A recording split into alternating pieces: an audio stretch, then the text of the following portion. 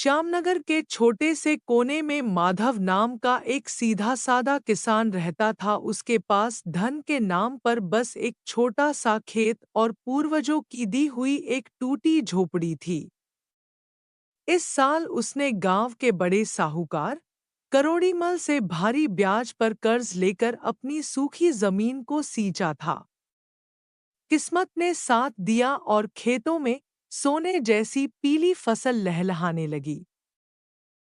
खेत की मेड़ पर खड़े होकर माधव ने अपनी पत्नी ममता से कहा, देख ममता, इस बार की फसल बता रही है कि अब हमारे दुख के दिन बीत गए।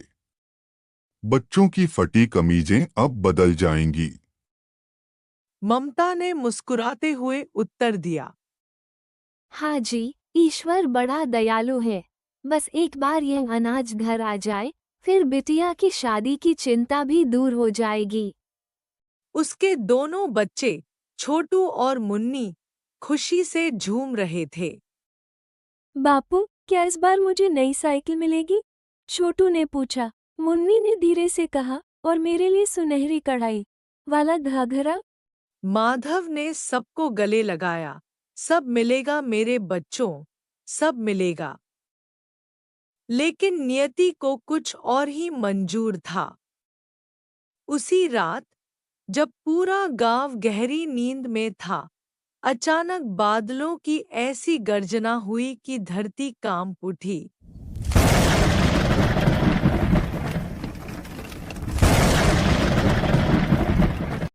देखते ही देखते मूसलाधार बारिश शुरू हो गई। माधव भागकर खेत पहुंचा, लेकिन वहां का मंजर देखकर उसकी रूह कांप गई। बांध टूट चुका था और पूरा खेत एक समंदर बन गया था। उसकी मेहनत की कमाई, उसके बच्चों के सपने, सब उस काले पानी में बह गए। अगली सुबह माधव टूटे दिल के साथ साहूकार करोड़ीमल के पास पहुंचा। सेठ जी, कुदरत ने सब छीन लिया। थोड़ा वक्त दे दीजिए, अगली फसल पर पाई पाई चुका दूंगा। करोड़ीमल ने एक कुटिल मुस्कान के साथ कहा, माधव, व्यापार में आंसू नहीं चलते। कागजों पर तुम्हारे दस्तखत हैं। अगर आज पैसे नहीं दे सकते तो यह खेत और झोपड़ी अब मेरी है।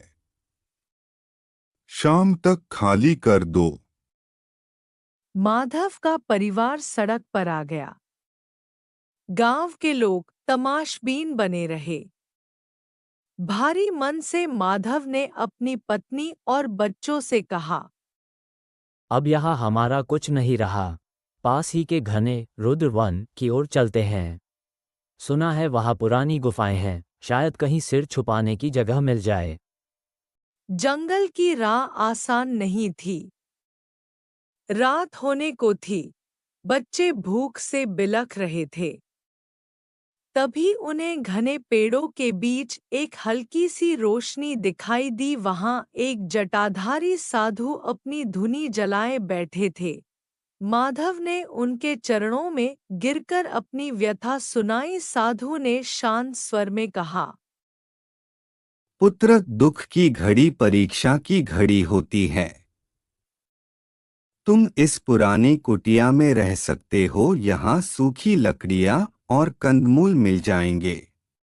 अब माधव का नया जीवन शुरू हुआ। वह रोज सुबह कुल्हाड़ी लेकर जंगल जाता, सूखी लकड़ियां काटता और कई कोस पैदल चलकर शहर में बेचता। जो थोड़े से पैसे मिलते, उसने वह केवल बच्चों का पेट भर पाता। खुद वह और ममता अक्सर भूखे ही सो जाते। एक दिन लकड़ियां खोजते खोजते माधव जंगल के उस हिस्से में पहुंच गया जहां सूरज की रोशनी भी मुश्किल से पहुंचती थी।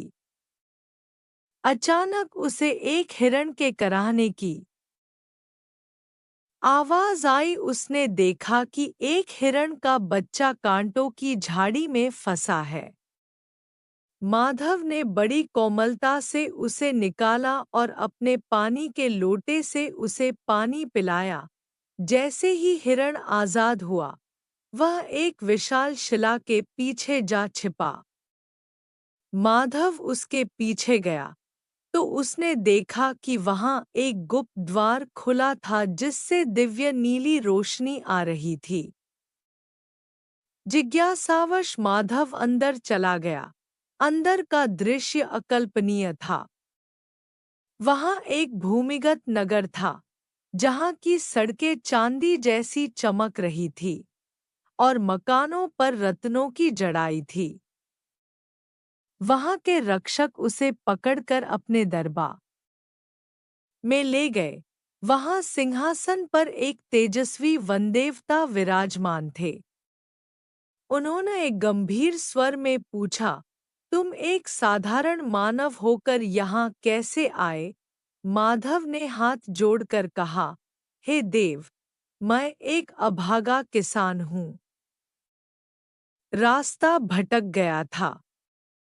मैंने अभी एक प्राणी की रक्षा की और उसी के पीछे यहाँ चला आया। वनदेवता मुस्कुराए। वह हिरण मेरा दूध था। तुम्हारी निस्वार्थ दया और ईमानदारी ने हमें प्रभावित किया है। हमने देखा है कि तुमने भूख में भी कभी चोरी या बेईमानी का रास्ता नहीं चुना। देवता ने उसे एक छोटा सा थैला दिया जिसमें अद्भुत नीले पत्थर थे।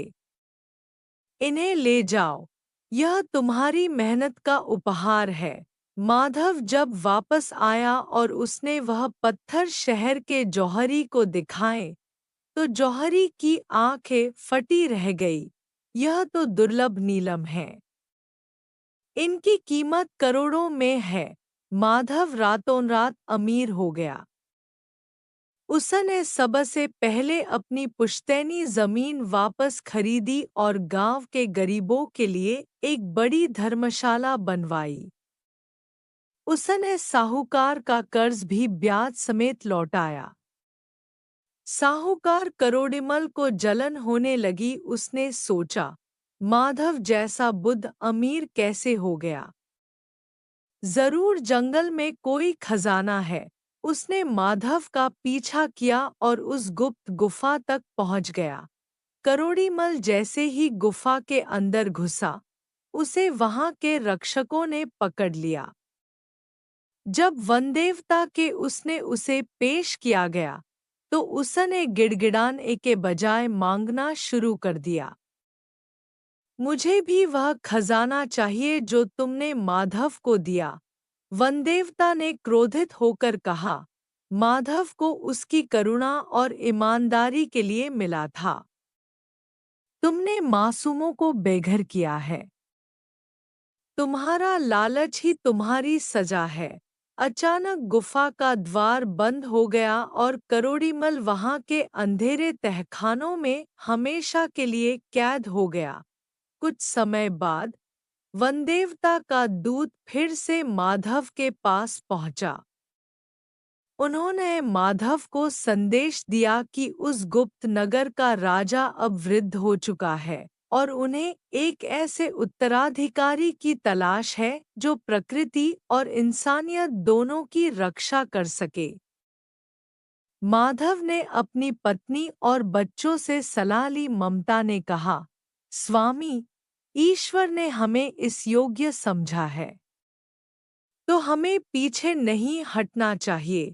माधव को उस गुप्त साम्राज्य का राजा घोषित किया गया। लेकिन राजा बनने के बाद भी माधव नहीं बदला। उसने अपने राज्य के द्वार हर उस इंसान के लिए खोल दिए जो मेहनती और ईमानदार था। उसने सिखाया कि राजा वह नहीं जो हुकूमत करे, बल्कि वह है जो सेवा करे। आज भी श्यामनगर के लोग उस गरीब किसान की कहानी सुनते हैं, जिसने मुश्किल वक्त में अपनी हिम्मत नहीं हारी और जिसकी ईमानदारी ने उसने एक साधारण किसान से एक महान सम्राट बना दिया। ईमानदारी और धैर्य वह चाबियां हैं जो भाग्य के सबसे बंद दरवाजों को भी से एक महान सम्राट बना दिया। इस कहानी से हमें यह सीख मिला कि ईमानदारी और धैर्य वह चाबियां हैं जो भाग्य के सबसे बंद दरवाजों को भी खोल सकती हैं। लालच अंततः विनाश की ओर ले जाता है, जबकि परोपकार अमरता की ओर।